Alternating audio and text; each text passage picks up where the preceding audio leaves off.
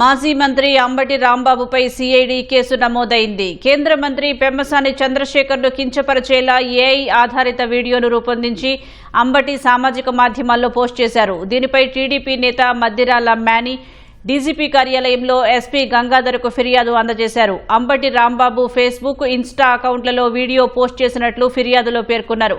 పెమ్మసానికి పోలీసులు సంకెళ్లు వేసి తీసుకువెళ్తున్నట్లుగా ఆ వీడియోలో చూపించడంపై టీడీపీ నేతలు అభ్యంతరం వ్యక్తం చేశారు.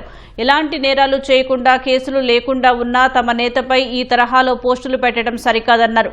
ఉద్దేశపూర్వకంగానే అంబటి ఇలాంటి తప్పుడు ప్రచారం చేస్తున్నారని టీడీపీ నేతలు ఆరోపించారు. ఏఐ సాంకేతికతను దుర్వినియోగం చేయడంతో పాటు సమాజంలో అపోహలు కలిగించేలా, ఉద్రిక్తతలు పెంచేలా, రాజకీయ విద్వేషాలు రగిలించేలా వీడియో ఉందన్నారు. పెమ్మసాని గౌరవాన్ని దిగజార్చే ప్రయత్నంగా అభివర్ణించారు. అంబటితో పాటు ఈ కంటెంట్ రూపొందించిన వారిపైన చర్యలు తీసుకోవాలని ఫిర్యాదు చేశారు.